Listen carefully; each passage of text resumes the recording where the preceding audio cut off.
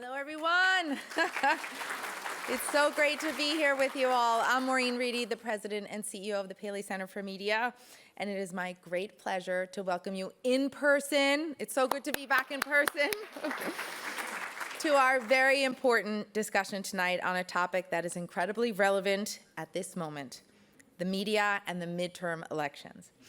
Now, tonight marks the 6th annual program of the James P. Jimirro Media Impact Series, all thanks to an incredibly generous gift from Jim, who was the creator and founding president of the Disney Channel and Walt Disney Home Video. We are especially thrilled to bring back the James P. Jimirro Media Impact Series live and in person after 2 years during the virtual events of the pandemic. Now, the James P. Jimirro Media Impact Series casts a special light on the role of media in influencing thought and behavior. This series is organized to engage the Paley community, industry professionals, students, and the public at large, and to encourage a more thoughtful, critical conversation around media. Never before has Paley's mission been more vital, as media has been the undisputed connector to a nation in these unprecedented times. And Paley is uniquely positioned to meet this moment with impactful conversations led by thought leaders, such as the respected journalists and political strategists joining us tonight. Now, just 2 weeks away from the midterm elections, our panel tonight will discuss how the print, broadcast, and digital media are covering the campaigns and elections around the country at a time when many Americans feel skeptical about the news media and the country's political parties. It will also examine the level of fairness versus bias in the coverage and how this balance or imbalance can possibly influence the results of an election. To help us start the evening, it is now my great honor and privilege to introduce our very dear friend, Jim Jimirro. Jim. Oh.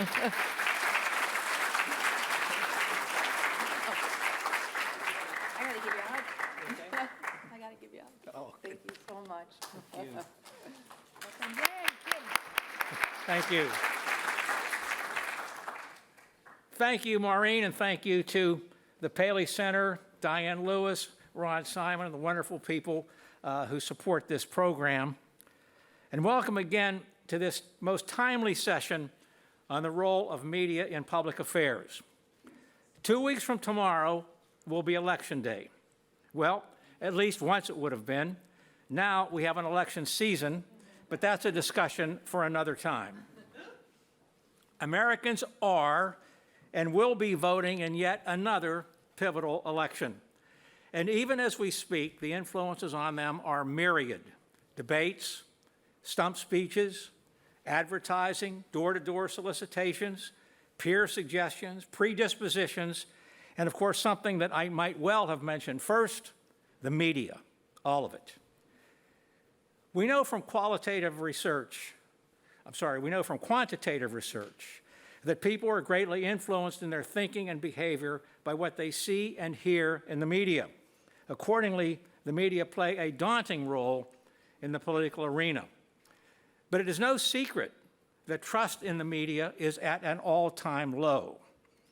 In the most recent Gallup poll, only 34% of Americans have a great deal or fair amount of confidence in the media.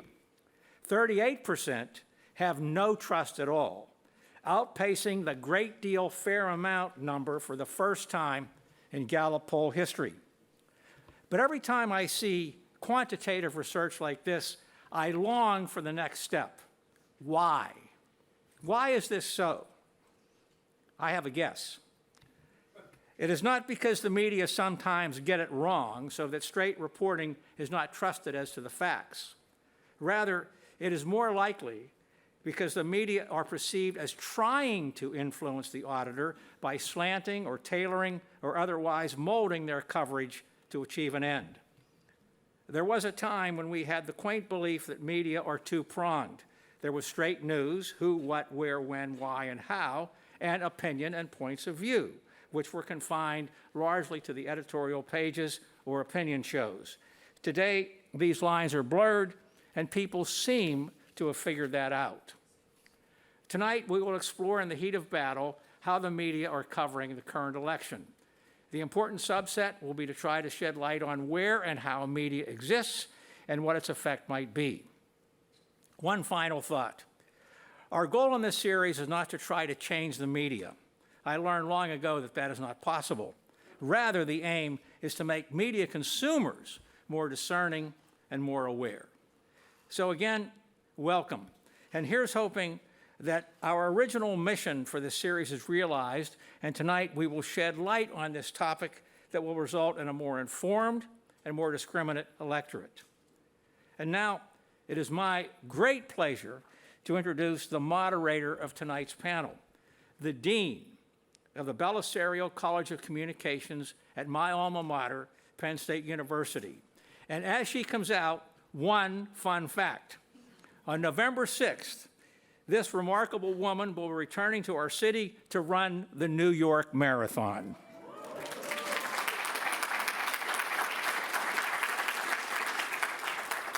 Ladies and gentlemen, Marie Hardin.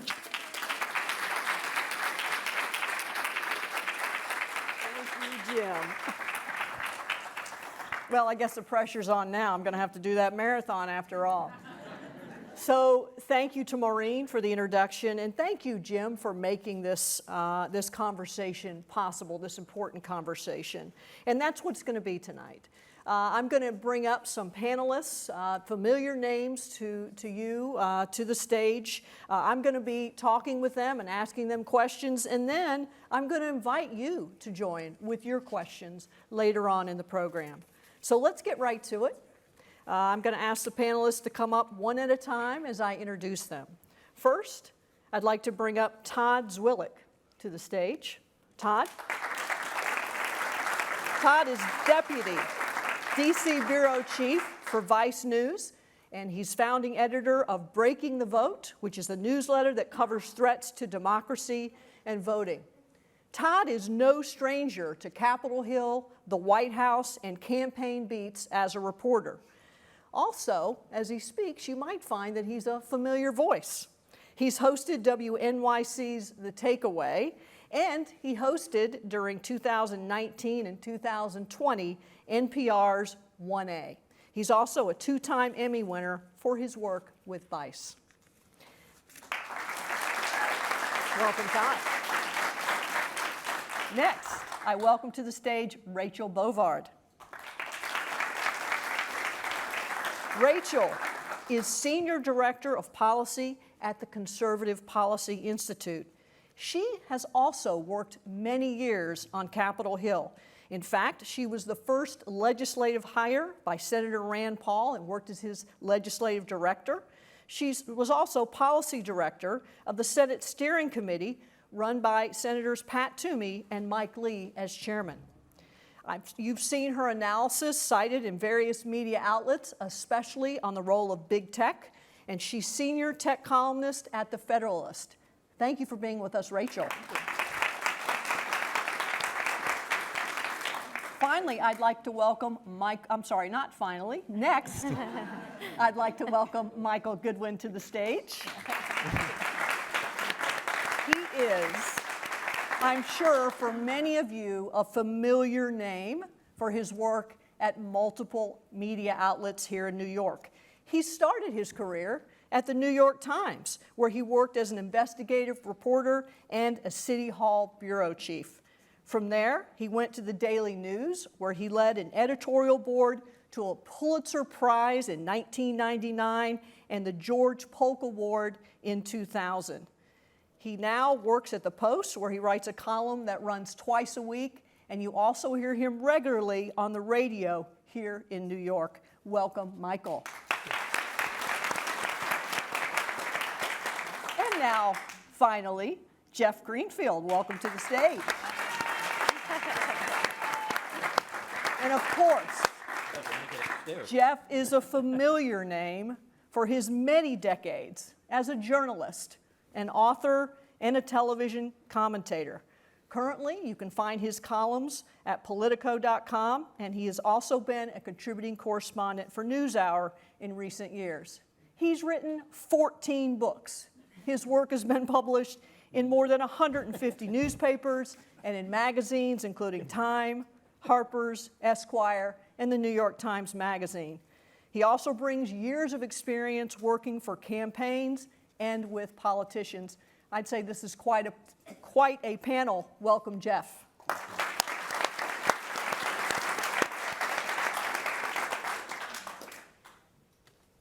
Thank you all for being here. I'm looking forward to our conversation. I want to give you all some context first, and Jim mentioned this, but I'd like to just share some data points from Gallup with you, and then another data point before we start our conversation.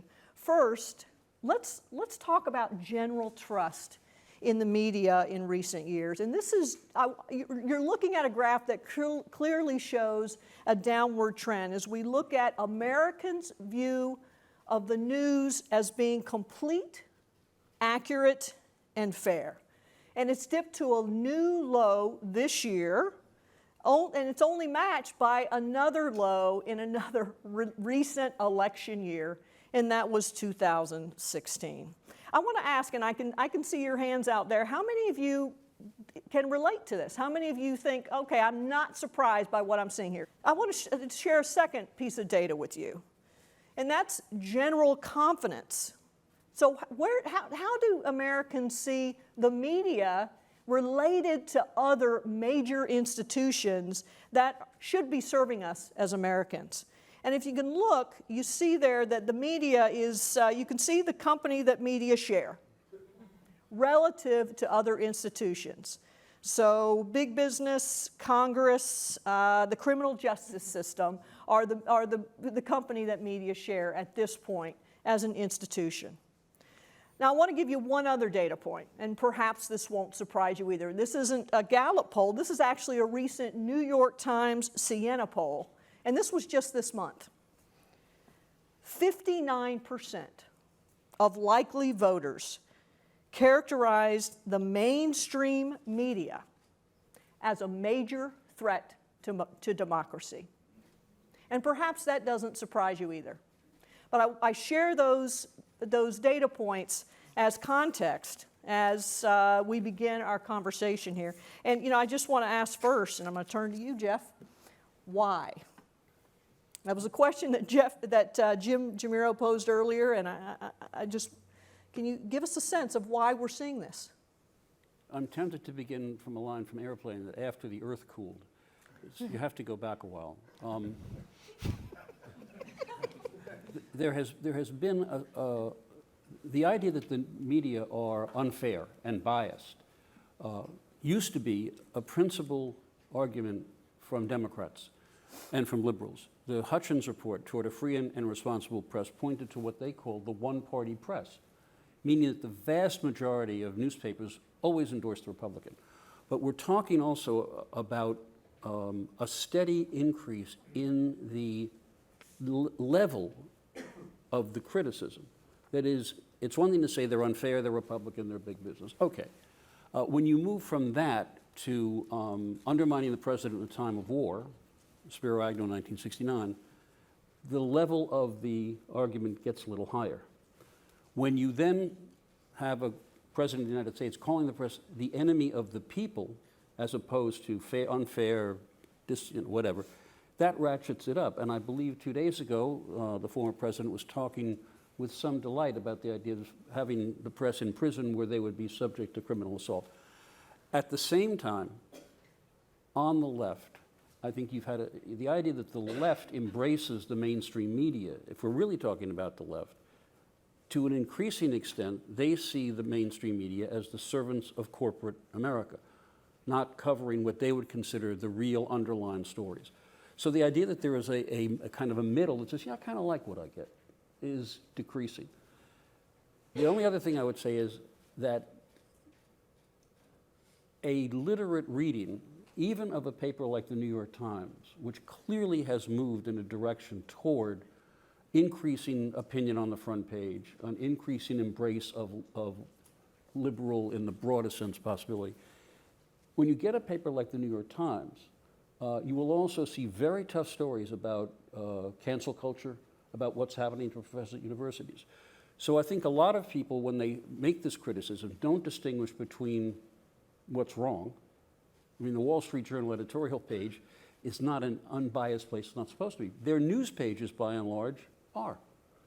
I often think, for instance, that one of the big fights that goes on every day is between the news part of the Wall Street Journal and the editorial page. So that, I'll wrap this up.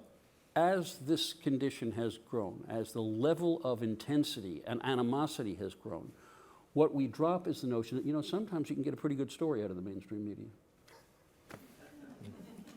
I'll just stop because we've got...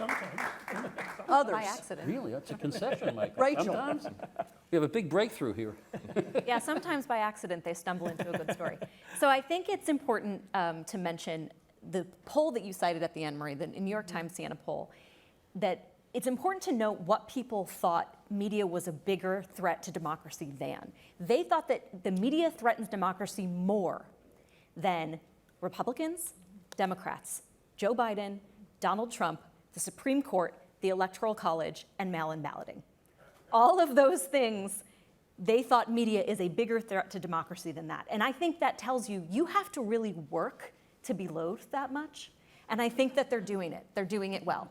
And you mentioned the New York Times. I think the part of the reason for this is that, look, people look at politicians and they expect a certain amount of, obviously, partisanship and theater, right? That's politics. So they just sort of, in one ear, out the other, that's an expected behavior. They do not expect it from the news media. They expect a rendering of fact. And that increasingly is not what they're getting. And I think they are growing intolerant of it. I think it was late last week, I was perusing the New York Times ahead of the debate in the Wisconsin Senate race. So you had Ron Johnson and Mandela Barnes. The way the New York Times presented this debate was one sentence. Ron Johnson, known peddler of misinformation, will debate Mandela Barnes, rising Democratic star. I literally thought it was fake. I was like, this is real? This is how the New York Times is presenting. Like, whatever you think about Senator Ron Johnson, he is an elected official, elected by the majority of people in Wisconsin, duly elected and sworn, and yet this is how you're presenting him. That is not fact, that is opinion. And so this is why, and there's a million examples, right, that we could probably provide, but this is one example of why I think people do not trust the media at this point to give them a fair rendering of fact. And I think the Washington Examiner actually called that out in a column, that particular example. Can we talk a little bit about the gap? And Todd, I want to go to you on this. What's the gap between what Americans care about and mainstream coverage? What the mainstream media cares about and what they choose to cover? And what Americans care. Is there a gap between what Americans care about and what the mainstream media chooses to cover? Oh, I think unquestionably there's a gap. I think if you consume most mainstream media coverage, I don't want to beat up on the New York Times all night. And here in New York, there are a lot of readers in the crowd and even some alumni. But across America, let's talk about cable news, for instance. I think that cable news is largely politics as entertainment, largely politics as theater, and politics as blood sport. I think that has very little to do with ordinary people's concerns about what politics should be and what the concerns are in their daily lives. There are stories about gas prices and inflation. You'll see stand-ups at gas stations to look at gas prices, but it doesn't really keep a lot of eyeballs on the television screen. I think that's pretty clear. I think until people pour into the streets to protest police on the neck of a black man and murdered him in the streets, very, very little coverage in the mainstream media of police brutality and police-involved killings and police violence in neighborhoods. Now, it's been covered since 2 summers ago a little bit more, because the nation got a dose of just how fed up, just how scared, and just how threatened millions and millions and millions of Americans are. That story was largely ignored until it couldn't be ignored anymore. So I think there are lots and lots of gaps. Mainstream coverage of politics is interested in zingers. It's largely internet-driven. By my own watching, it's largely produced to produce good viral clips on the internet.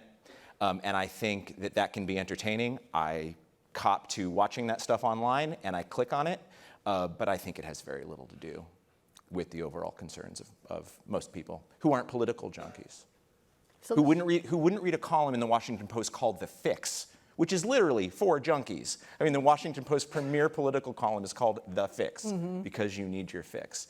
People aren't. I think that people outside of Washington and some of our colleagues here in the room probably aren't terribly interested in politics of that kind.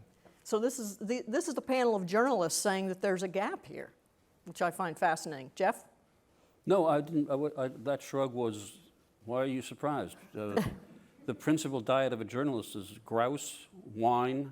I mean, that's what we do.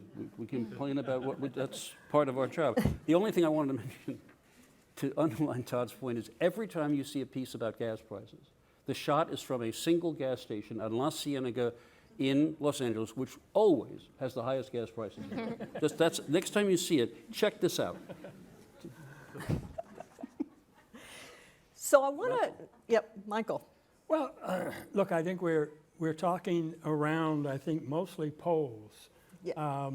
And I think polling, along with social media, I think are the two, for me, sort of hot buttons issues that are driving a lot of this disenchantment and distrust. And the social media, I think, needs no explanation. We were talking before about New York Times editor James Bennett, the former op-ed editor who got fired, largely because Twitter objected, and people in the New York Times were saying Twitter is the editor of the New York Times. Now, that's a whole other crazy can of crap that just happens in newsroom. Whatever works on Twitter works its way into newsrooms, and then, of course, when you're making money per clicks, it's very, very attractive to follow what looks like a crowd, whether it's an informed crowd or not. So I think social media, to your original question of why, I think social media is doing a lot to undermine the mainstream media. As for polling, I think there are several dangers in polling. One, I think primarily that we trust it too much. And for example, today you can go on the Real Clear Politics that will show you all the more recent polls, and you'll see, say a Senate race that you were talking about in Wisconsin, you'll see gaps of 6 to 8 points. Polls taking roughly the same time. Sometimes the polls are even 12 points apart, done within a day or two of each other. I mean, who and what are you to believe? And I think some of this comes back to bite the media, in particular when the media does its own polls and then trumpets the results of those polls as a news story. And I have two examples I'd like to cite quickly. One is, you'll recall during the height of the migrant flights in buses by the border state governors to the blue states, particularly the Ron DeSantis sending roughly 50 migrants to Martha's Vineyard. So Reuters did a poll. Reuters is a fairly respected organization. The headline in the poll was, only 1/3 of Americans support migrant flights. So only 1/3. So I read the story. It said 29% support the migrant flights and 40% oppose the migrant flights. That's it. It didn't say what happened to the other 31%. So you could have written that story, less than a majority opposes the migrant flights. I further checked into what's called the crosstabs. This was an online poll only. So they didn't call anybody, they just sat there and measured the responses online. 45% of the respondents were Democrats. Now, Gallup says in a fair division today actually even the fourth quarter of 21 and the first quarter of 22, it should have been no more than 36% Democrats. So it oversampled Democrats by 9 points. And as I say, it didn't tell us what happened to the 31%. That story got enormous pickup around the country. You just Google that headline, and you will see a lot of news organizations picking that up. And finally, I would just point quickly to an NPR poll and story. And again, I think when when the news organizations are conducting the poll and then reporting on it, that's where you get, I think, a conflict of interest. So NPR and Ipsos did a poll on the border, and it said that more than half of Americans believe there's an invasion taking place at the border. The second paragraph of the story was, this and other misleading impressions and information and strident political talking points turn up in a poll. So I went and looked at the poll. The question was, do you think there's an invasion? And if you said yes, they're labeling you as basically un-American and an idiot. So it's just, those kind of examples, I think, are sort of landmines for media organizations to don't do your own polling and check out the polling you write about. And we rely so heavily, journalism organizations rely so heavily on polls and this sort of notion of horse race journalism right around elections. That's one sort of standard practice, right, I think, around elections for journalism organizations. It seems to be, it seems to be objective. You're just asking, objective. Yeah. Look, polls, I've said this till I'm blue in the head, polls are the crack cocaine of political journalism. We're all hooked on it. I sometimes think it's like the old Fantasy Island when somebody stands up and goes, the poll! What does it mean? If it doesn't say what I want it to say, it's dishonest. That's right. Oh, yeah, and the other thing, the most important thing, I think, is that after 2016, when the polls were wildly off on the state level, and in 2020, when they thought they corrected it and the polls were wildly off, the pollsters are finally coming to the possible conclusion that there is a bias in who will talk to the polls, and that blue folks are much more eager to talk to polls, while the more conservatives, who have been, after all, told that they are the enemy of the people, are not. And they haven't figured out a way, we'll find out in 2 weeks. Maybe they should stop calling them the enemy of the people, and then they would respond. Well, I think the last time I remember, the fellow who used that phrase was the former president of the United States. So I'm assuming he was appealing to conservatives. Call me madcap, okay? Anyway, I think it illustrates the broader point that the fact that polling may have ceased to be valuable is a product of how people view the media as political institutions. Yes. And it's partly why we don't report on them at all, really, in our coverage. I don't know if you want to continue on this topic. Yeah, well, tell me if you want to move on, because I think this is important. Yeah, no, please. I mean, our coverage on Vice News tonight, especially around the election, I don't think we've ever reported on a poll. I don't remember ever seeing one or writing one in a script, except in passing. Our coverage of democracy and the election really sends us to local communities to find out what threats to democracy look like. We're not asking people about it in polls. We're not citing who's a bigger threat to democracy. We're in a rural county in New Mexico where we let a county commissioner, a founding member of Cowboys for Trump, speak for himself, tell us and tell our viewers why he was dedicated to not certifying an election. By the way, this was 3 weeks before Coy Griffin got famous for getting kicked out of office for participating in the insurrection by a judge under the 14th Amendment, Section 3.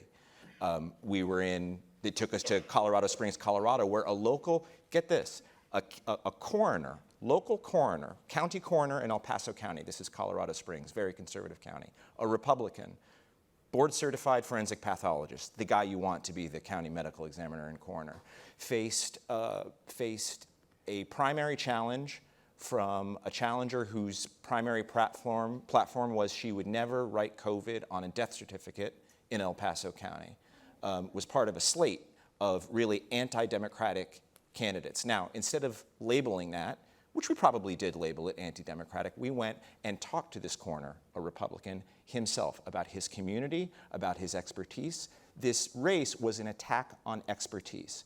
And so forget about polls.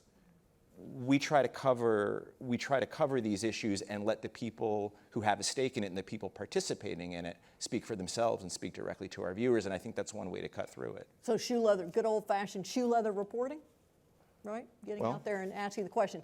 Rachel, I want to turn to you because there was something else that Michael, I think you brought this up, social media. And Rachel, with your role with the Federalist, writing about big tech constantly, can you talk a bit about what's the contribution here? What are we seeing in the social media ecosphere that may be driving this distrust? Well, I think social media, and I think everybody can speak to this, has changed how we consume media, how media is driven in itself. It's narrative formation. And so much, I think, of the media coverage we get is driven by what's hot on Twitter, right? We now have a hot take culture. Everything that's written, depends on clicks, depends on getting out there. There was a story about a year ago in Rolling Stone that I love to cite as an example of this. There was a social media rumor that a hospital in Oklahoma was being overrun by COVID patients because they had self-treated with ivermectin. I think they called it horse dewormer. And gunshot victims were having to wait for care because these stupid people kept treating themselves with ivermectin. Well, it turned out that the entire story was fake. It was built off of an interview with a guy who didn't even work at the hospital. And because of this story, which apparently wasn't sourced or fact-checked, it was just based on a social media rumor, the hospital had to issue a statement saying, this is false, this person doesn't work for us. They had to spend resources combating this narrative. There was no line. And of course, the story had this picture of people waiting in a line outside a hospital that wasn't even true. And this is an example of how social media pushing hot take culture, but I think the really insidious part of it for the media is that in a sane world, that story would have been retracted, right? It was a fake story. It wasn't retracted. It was updated with a statement from the hospital. The reporter who wrote it was probably promoted, right? So it's this, and I think it adds to this idea of, it's an echo chamber, right? Many times I think the media sees itself as the protector of elite groupthink, right? And this is reinforced by social media because the media will report on something that everybody who says that COVID leaked from a lab is an idiot and they're spreading misinformation. We should ban them. So social media bans them, and they rely on this article, right, from the news media so it's this sort of self-reinforcing cycle that only provides one point of view. And I think as we've learned over the past year or two with COVID, very often is wrong. Let me just make sure of something, because I know, as they say, we know where you're coming from. I mean, you're conservative, great. It's Do you in the think name. that the only misinformation on social media tends to be stories that support a view of the left? No. Okay, I just want to make, because one of the stories that got the most play was this story that schools are putting kitty litter in classrooms because these weird kids think they're cats. This was a very widely, Right. Yeah. Sure. Spoiler alert, story not true. So I take your point, and I think all I'm suggesting is, as William O. Douglas once said, there are enough precedents to go around. The evil that social media does in sending out blatantly false, and sometimes stories where people are in danger. You've seen social media stories where officials face death threats because their names and addresses are put on social media. And this is actually a great point, I think, about the role of social media and how you get this conflation with activist culture sometimes in the media. And there's probably opinions on all sides, but the fact that someone like Taylor Lorenz, who is a social media reporter, who has been platformed by the New York Times, is now at the Washington Post, and her role seems to be to lurk in clubhouse rooms and to say what people, find people on Twitter who have anonymous accounts and out them as a form of journalism, which leads to exactly what you're talking about, right? You're making stories out of people, not in the way that you're talking about, which is going and speaking to them and trying to, I would hope, portray their story, right? But making them a spectacle and making this person the news, and the goal of that story seems to be to ruin them reputationally. That, I think, leads to a lot of distrust. Can I just Yes, raise please. a complimentary point? I think that maybe we're talking about our business in a way that a lot of people don't recognize how it's changed. The click phenomenon. Newspapers or websites for television stations even, I mean, everybody now, they're counting the clicks, and the advertisers are paying based on the clicks. It's a form of the Nielsen eyeballs, but it's a click. And so if you can write an outlandish headline on a story that bears nothing or very little resemblance to the actual story, and you can get some clicks on the headline, that's good money. Mm-hmm. I mean, that money is not refunded But I think that the reader then who reads it and says, oh, that headline was misleading, that's where the complaint ends. So social media is inherently part of that. It helps to drive clicks to the original place, to the original news outlet. And you would be surprised. I mean, in all the newsrooms in America, this is a big dollar issue. Problem with the business model. Michael, of all places, that the New York Post and outlandish headlines sometimes seem to be tracked. I don't know where I'm getting this. Headless body and topless bar. But there were no clicks for the New York Post to write those headlines. It was pre-click. I mean, I respect your ability to recognize outlandish headlines. So I want to turn the conversation just a little bit. I want to share another piece of data with you in terms of the way Americans feel about journalism. This was a Pew poll in July. More than half of journalists polled said that, and there was an age component here and an experience component here, I'm going to give you that. More than half of journalists polled said that essentially every side does, in any sort of issue involving multiple sides and controversy, does not deserve equal treatment in the news. In the same poll, they also asked just sort of the average American this question. More than 3/4 of Americans surveyed said they believe news should always strive to provide equal treatment to all sides. Where's the disconnect? Well, I mean, you as a dean of a journalism school, and right? I mean, you have to teach your journalists that you've got to understand both sides, and I think that is one of the things that have fallen down, is that many in the media don't believe they have to. Now, increasingly, we have specialty publications that only cater to one side, but I think still most media in this country regards itself as general interest, and that should be ingrained from day one, but unfortunately, it's now regarded as old-fashioned. Margaret Sullivan has just weighed in on this issue. And part of the last 5 years has raised this question, and I'm not suggesting the two people on my right agree, is that sometimes there aren't two sides to a story if one of the sides is simply factually wrong. And I don't think, by the way, this is confined to one side or another, but either the inaugural crowd was relatively small or it wasn't. That's not an opinion. That's 2 + 2 is 4. And what she's trying to figure out, and what a lot of people are trying to figure out, is how do you deal with that? You and I are maybe the only people on the panel who might remember the McCarthy era, when the journalists had this problem. McCarthy would make a wild accusation, and they would report, McCarthy said, the State Department denied, and they came out and said afterwards, that just doesn't work. But weighing in on the example you guys cited, calling a Senator Rising Star versus irresponsible, that to me crosses the line. I mean, as a practitioner, I wondered, Todd, how you deal with that. Many years on Capitol Hill. Pardon me. No. Yeah, dealing with this all the time. How do you report both sides of a story? I'll speak for journalists on Capitol Hill, certainly, maybe a little more broadly in Washington, and the imperative of being comfortable in a neutral spot while the politicians on either side of you duke it out. You're not a partisan. You would never tell somebody who to vote for.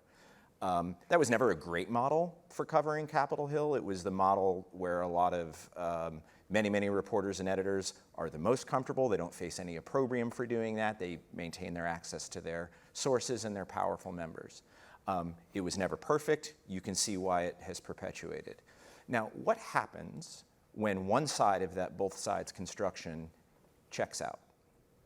What happens when one side of the both sides construction is no longer duking it out over what the tax rate should be or what healthcare policy should be or how much we should spend on the infrastructure bill, and we'll let the voters decide at election time, and whatever the voters say, you'll take the majority and we'll do it again with lots of corruption and lobbyists and super PACs and everything else. Fine. Like I said, it was never perfect to begin with. What happens when one side checks out of that arrangement completely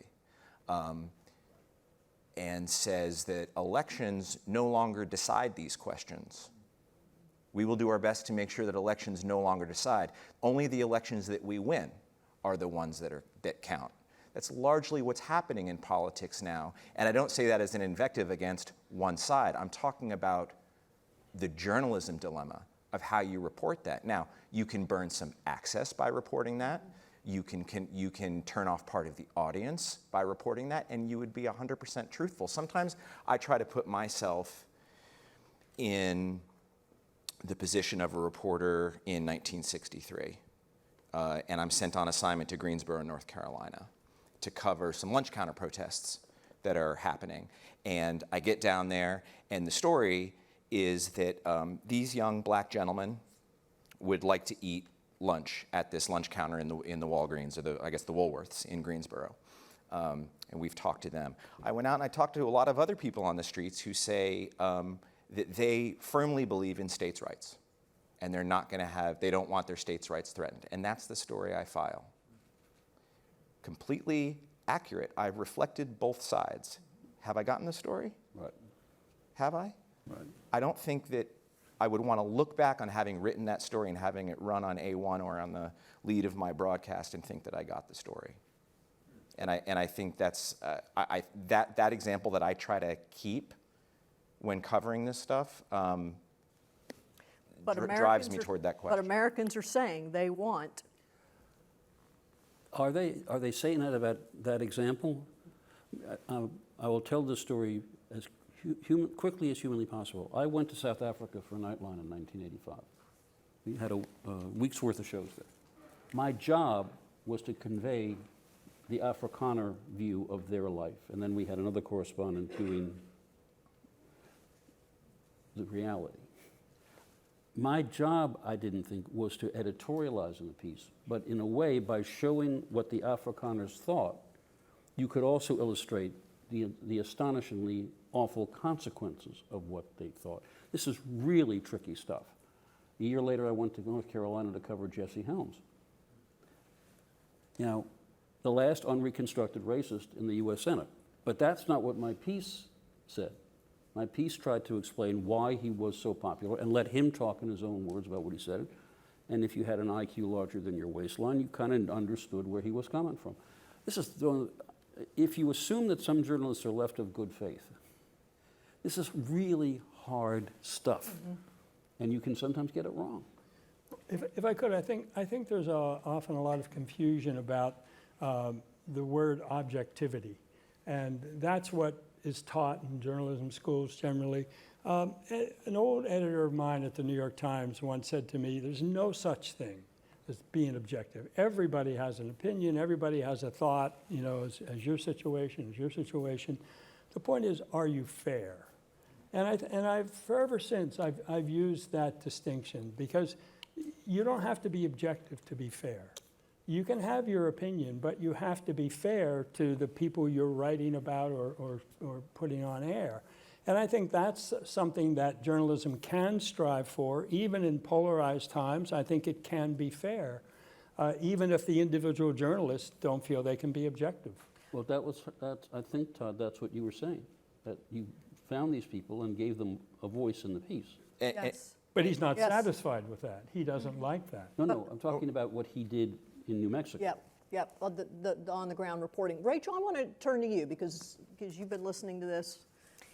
Well, I think so much of the question I think we're dealing with now is two things. One, there's the notion of fairness, and there's the notion of objectivity, you know, within sort of the bounds that you're talking about. But then there's the question of the media being ill-equipped to make moral judgments on people. And I think that's so much of what we're seeing. And from where I sit, obviously on the right, you know, what turns off the right is the constant feeling like people are making moral judgments against them. I mean, turn on any cable news, which is different from the print media, and you will see Republicans being referred to as fascists and authoritarians. There was a clip on MSNBC, I think a couple of weeks ago, where someone said, well, intoned very seriously, that he had consulted cult deprogrammers to be able to talk to Republicans. And the host of Morning Joe just sat there and nodded like this was normal. But right? Rachel, like, you don't hear that on Fox, right? You probably hear the opposite end of the pendulum, right? I mean, the cable media, I think, is incredibly balkanized in this way. But increasingly, I think you see this pushed more into print media as well. And so, you almost have this nicheification where people go to specific outlets to hear what they want to hear because there's this idea that journalists feel they have to make a moral judgment about a story. Well, that worries me, news following the audience. Yeah. And I want Jeff to make a point, but I'm just going to give you a heads up right now that in a few minutes I'm going to start inviting audience questions. So if you have one in mind, start forming it because we'll turn to you in just a minute. Jeff. There's something else that I think has happened. You may disagree. A really radical change in this dynamic, which is that to some extent the audiences, the more politicized audiences, are driving the coverage. My first example, election night, Fox News calls Arizona for Biden. Early and somewhat riskily, given how close, but they call it. And the Trump campaign goes. Chris Starwalt of Fox News would tell you it's not early when it's accurate. I'm sorry? It's not early when it's accurate. Yeah, I is what Chris understand. would say. 11,000 votes. And okay, they fine. nailed it. Not going to get into that. Point is, with that coverage and Fox beginning to say Biden's the new president, the audience began to leave. They didn't want to hear this. So they started going to OAN and Newsmax, which were slightly less fair and balanced than Fox. Whereupon, according, I grant you, to the New York Times, but other sources, Fox said, we can't do this. So they fired Chris Starwalt. Shepard Smith left, Chris Wallace left, opinion replaced news. Now, I'm wondering, to be balanced, whether or not CNN's announcement that they want to be more centrist and getting rid of Brian Stelter and Harwood is going to drive some of their audience on the left to MSNBC, which is more resolute. This is weird. This is the audience saying, if you're telling us something we don't want to hear, we're not going to listen to you. This is not good. It's not good. But I would argue that's everywhere now. Yeah. I mean, the New York Times, again, when it writes a headline that the Twitter crowd doesn't like, the Times changes the headline. So Well, sometimes is the it Times should change the headline. Is Well, it the but not for-profit because of business Twitter. model? Right. The for-profit business model. Media have to have the audience. They have to follow the audience. Am I overstating it? Well, I mean, were mentioning James Bennett earlier in that recent interview he did where he talked about this. That's a subscription model of the New York Times he felt was making the Times beholden to a specific set of views held by those subscribers. And those subscribers felt, in his words, that, New York Times should be Mother Jones, right? And so they are responding to, they have a monetary incentive to run a successful business. You're responding to the people that read your paper. But then you can't present yourself a certain way if that's what you're chasing, right? And I think that's true for the whole of media. You want to go? No, I'm just wondering. Yeah. I want to ask one more question, then we'll turn it over to the audience, and that is, I just want to read from First Amendment scholar Ken Paulson. This is what he wrote about news media bias. It's too easy to blame the news media for polarization when the audience, he said That's what I meant. are the ones driving the traffic and the ratings of sources that inflame rather than inform. Are you saying we get the media we deserve? Is that what you're saying? I don't know, you tell me. Well, that's kind of what I was illustrating, I think. I wanted to make this brief point. Sometimes, and I hesitate to say this at the Paley Center for Media, we exaggerate the impact of media. I think to some extent these midterms may well be driven by the same things that midterms are generally driven by. Inflation's not good, crime is up, president's not particularly popular, the party in the White House tends to lose seats in the midterm. Those are kind of basic things. I'm not saying this prevails, but sometimes people go, if only the media told the story right, my side would win. I don't know. I think this is a very different time. I think those numbers that you began with, 72% distrust and whatnot, I think that's to my knowledge, that's unique. Mm-hmm. Let's bring the lights up. I'd love to entertain your questions. We have folks with mics, so if you have a question, we're going to ask you to raise your hand and wait for the mic so we can get a mic to you to ask the question. We've got one right down here, and then we'll go over here. What is the influence of this, when you see the roots of where this stuff came from? Okay. Well, I actually, if I can take a stab at that, I do think that when we go back to the social media business model, right? We think about these platforms as speech platforms, but they're actually massive digital advertising firms. Yeah. And they depend upon you getting mad and clicking on something, or writing a headline so you can click on it. So yes, they are, and increasingly to get any revenue or to get eyeballs, the media is pushed into that model as well. So they are now writing headlines, to be able to click and to go viral and all these things. So it is a very vicious cycle that I do think has an outsized impact on how we consume news and what certain news gets consumed. On the other hand, I would love for us to get a little bit away from the notion that an incendiary headline or an incendiary story about the election is necessarily biased or inappropriate. When you're covering an incendiary subject or an incendiary argument, one of the things we talk about in our editorial circles at Vice is applying the same standard. We do a lot of overseas coverage. I think we're well known for it. We have a lot of people in Egypt and Ukraine and Afghanistan and Pakistan and Indonesia and everywhere else. We talk about applying the standards that we would apply to a strongman, a dictator, or an authoritarian. What would we call them? How would we cover their campaign? How would we cover their government? And what's happening here at home, because of the temptation to write headlines that are more passive or cover stories in a way that account for both sides. Now, stories do account for both sides, but if you're covering politics on the domestic scene and the leader of the party has called the people who helped execute a coup, has called them patriots and said that they will be pardoned and excused from justice, has called the national media enemies of the people and suborned violence against them, or has let everyone know that if he's prosecuted or if he's called to account in court, that his supporters will pour into the streets, while his surrogates predict that there might be violence. So now, when we cover that guy in Egypt, we have a standard by which to cover it, and we try to apply the same standard here. I think that relates a little bit to what you're discussing at home. Okay. Question over here. So this is a question about responsibility. The catalyst for it is Teddy Roosevelt's citizenship in a republic.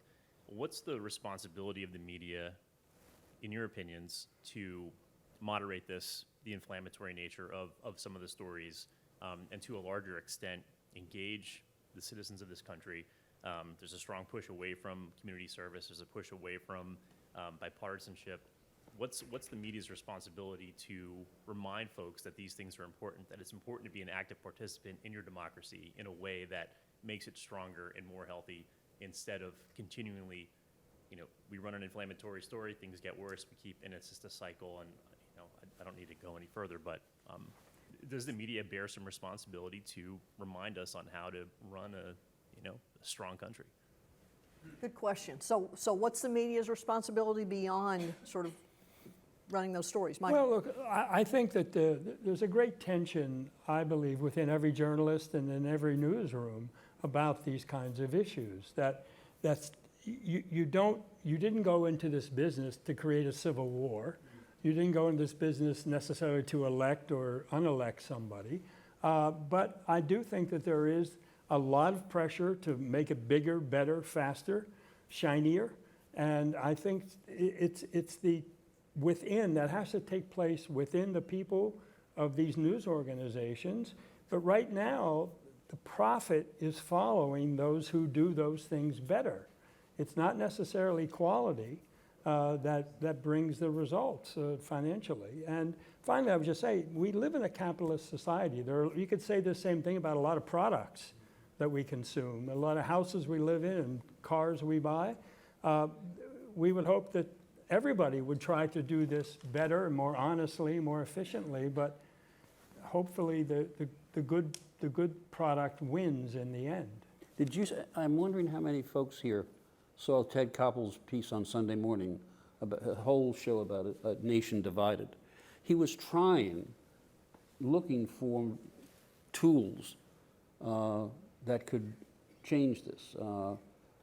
somebody who brings together political opposites, have them talk about not politics, but their families and stuff. And by the end of the day, they realize that they're talking to a human being who might have decent values with whom they disagree, which is kind of what you would want in a nice political system. The problem is, I don't think that's scalable.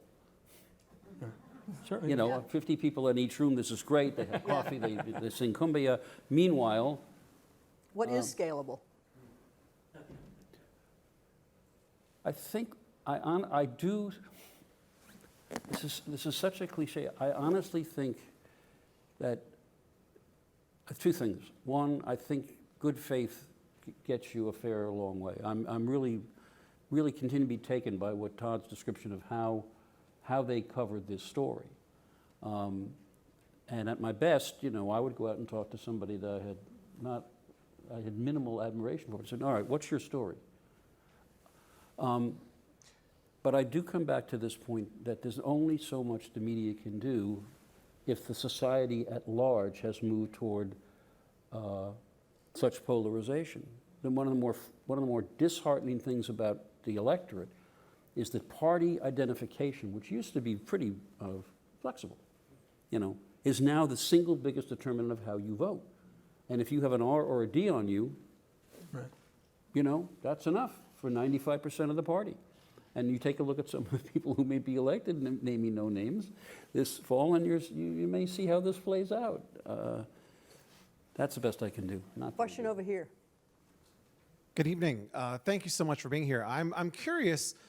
It seems like the panelists have a very solid idea of what the problems are with journalism and the industry as it stands, and I'm wondering, why, in your opinion, do you think that why haven't the old school capital J journalists who really have a sense for what's going wrong banded together to form their own agency? And if they have, why haven't we heard of it? Why are they languishing? And to that end, I'm wondering if that's what James O'Keefe is trying to do with Project Veritas. I'd love to hear your thoughts on him. Do you feel like he's being successful? And is there a vacuum that's been created in the industry that he's trying to fill? Who wants to take that? I actually have met and talked to James O'Keefe. I admire him, but I don't think he's the answer to this problem. I think that he's trying to right an imbalance that he sees on particular things going in. For those of you who haven't followed, they go sort of underground. They pose as somebody with a secret camera talking to a Democratic campaign worker, a teacher at a school somewhere, trying to expose the dirty things they do underhandedly, what they really think, what they're aiming at, and then he produces this video. So I think it's an interesting kind of guerrilla journalism. And by the way, it's worth remembering that a lot of the great journalism that we look up to in the past, Sinclair Lewis, for example. Upton Sinclair, I think. Right. Sinclair Lewis was the novelist. Yeah. Right, I'm sorry, yeah. Correct, thank you. Just want to make sure. He went into Chicago meat markets to pretend to be a worker, and he got his great book out of there. So that's the sort of thing that is in the history of journalism. It's frowned on now, but I don't think he is the answer to this larger question that we're raising. I got no problem with surreptitious reporting as long as the editing is honest. Yeah. There may have been some issues here. But you're talking about the veterans, the more senior people forming like the Alta Caca Network, as my grandmother would have put it. Maybe you'd like to fund it. I think they're scared. I think that's why you haven't seen this sort of rise up of the adults, right? To sort of try to tamp down the pressure, to release the cathartic valve. I think cancel culture has terrified people. I think James Bennett getting ousted from the New York Times was instructive to everyone else. So I think until that gets changed, that's a cultural problem. I think they might. Comfortable with their salaries at CNN? Does it really boil down to they're comfortable with what they have at their job, and they don't want to mess that up? That shouldn't be surprising. I think they might be scared of one other thing too that I can tell you concerns us in our reporting. I don't know if the people with $700,000 salaries at captains of the media industry are necessarily scared of this, but maybe they are. Our political reporting now at Vice has entered an era where our political, not our combat reporters, which we're famous for, riding with the Taliban, sure, on the front lines of Ukraine, sure. You'd expect them to have a hostile environment training, to learn how to don a flak jacket, to know what to do when somebody's leg is lacerated, how to tie a tourniquet, and how to get out of trouble. Our political reporters now participate in this training. And they do it because they are covering politics in America. They are covering rallies. They are hearing the invective that's shouted at them. They're in the crowds where they know they're at risk in the United States. I'm sort of getting in a point here. I don't know if somebody at the end of their career who's a captain of journalism at ABC News or the New York Times is necessarily afraid of getting targeted. Maybe they're not because they're well insulated, but I can tell you that truth-telling in this industry, in politics, is also starting to come with a cost that never existed before.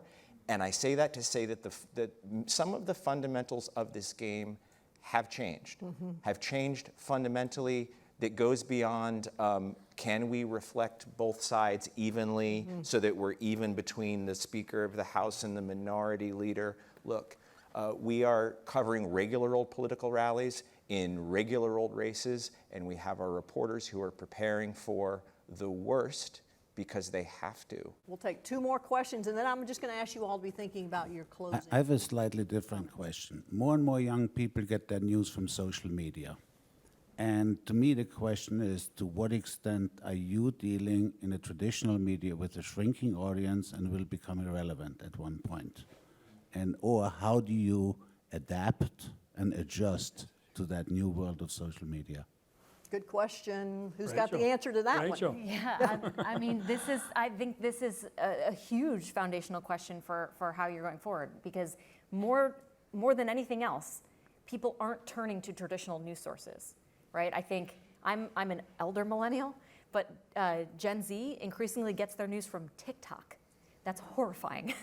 We've seen TikTok recently, right? So how we go about, like, Facebook, right, is a huge. Twitter, I think, is its own universe in the sense that Twitter drives what a lot of the news coverage is. A lot of news coverage begins on Twitter. It's sort of narrative formation. So how we exist in this world, I think, is a meta question, not just for news, but for how we consume information as a society, and what are the downstream effects of that. I think this is a much bigger question than just news media on this panel. I actually think this is a question of public policy and how we allow information to be filtered on these platforms because of what they're now becoming. Good. Let's get one final audience question in the interest of time. I'm going to go right down to here to this young person. Hi, and thank you for hosting tonight. Now, I know recently coming out of college, or recently coming out of high school and going to college, we've constantly becoming, as a public, being taught how to find fake news, how to source out what's good and what's bad. But have we ever thought, can we save the news media? You know, we as a public keep being taught we need to constantly keep learning how to find what's good and what's bad. But can we save journalism as a whole? Can we return journalism back to Walter Cronkite, where everyone trusted the man that talked to us every night? Can we save journalism like that? Or are we just, as a public, just going to have to constantly keep learning? Good question. That's a really key question. I always fear the last question because it's usually weird. You are the reverse. There is right now a cottage industry, maybe the Paley Center's a part, of what do you do about misinformation? How do you educate the country to understand what news is? Pointers do we need? This is something that great newsmen are trying to work out. I just know 6 people who would Aspen Institute. The problem is the people who are organizing this and the people who will participate in this are the people least in need of this information. And the people most in need of this information ain't showing up at the Poynter Institute or any other institute. The only saving grace, this will also be my last remarks to you, is it is a mildly encouraging fact that every new medium has been seen as destructive to the social fabric. And I am talking about the written word, I'm talking about the telegraph, I'm talking about the telephone, movies, radio, TV, computer games, and social media. That doesn't mean, one time there may be a wolf at the door. And every generation, in this country at least, is less well educated and less informed than the past, and somehow we have survived. I mean, I remember when Sputnik was launched in '57, there was this all rending of garments. You know, our Russian kids are studying physics 15 hours a day, and our kids are dancing, you know, the twist or whatever. We survived this. My only last comment is I'm less optimistic about this than I have been in the past. Wow. Let's keep But going. I would just say Final briefly thoughts. to a Walter Cronkite, no, I don't think there will be a person ever again. I think that the media has exploded into these different mediums, and I don't think there's ever going to be a central control that exerts, 60 or 70% of the influence. 3 networks. Yeah, I think we can't have a Walter Cronkite because we don't, as a country, agree on very foundational things anymore. And I think that's reflected in the balkanization of media. And it's reflected in the fact that we pursue media outlets that sort of reflect ourselves back to us, and we can do that now. Yep. So what is the unifying thing that holds us together, if not information, right? If we don't even agree on the basic set of facts, for instance, or how we should interpret those facts.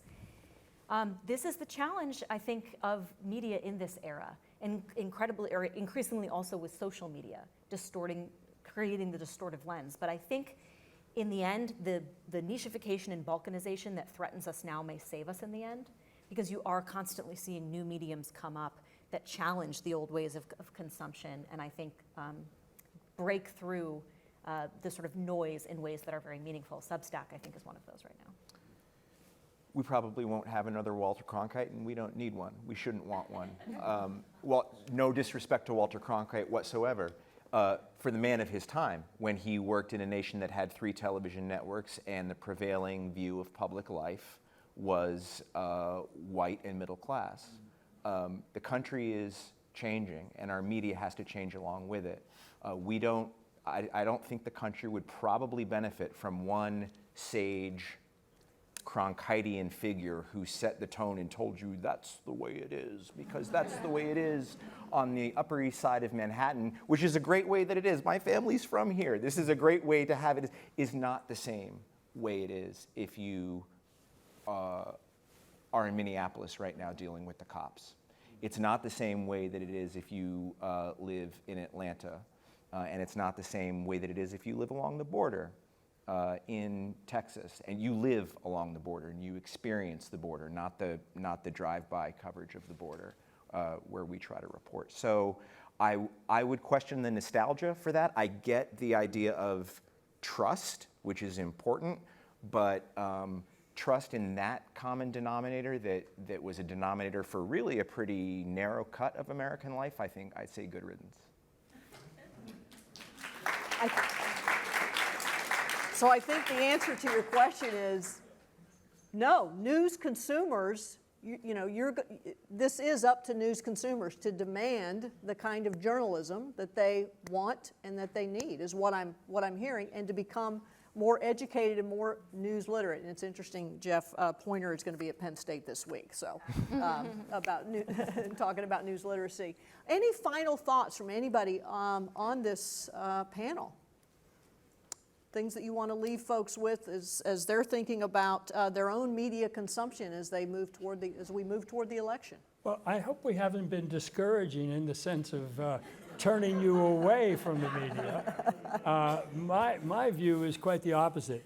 The more you consume, the better you are. If you watch Fox, also watch MSNBC once in a while, and just get a flavor. Hear what is being said, and I think that there is a truth, or maybe there's more than one, but you will not get it just from watching or reading one thing. Which is increasingly what, and that's precisely what increasing numbers of news consumers are doing. And the reason I am not optimistic is that the more you get your news from one source, and I do think there is one source or one side of this that is pursuing not simply bad policy, but what Todd was talking about, genuinely dangerous stuff. I don't think we've yet figured out how to deal with that. And, you know, we can have a big fight about whether that's unfair or that's biased, but, you know, I hope to God we don't find out in the next few months a reality that I would like to see not happen. Jeff Greenfield, I don't like that you're retired. He's still writing for Politico. You know, I know I'm back in New York when someone tells me how to live my life. All right, so He just said he didn't like it. That's all. I'll take the final word here then, and I will tell you, I will encourage you to, if you haven't voted already, continue to educate yourself and vote on November 8th. Please help me thank this.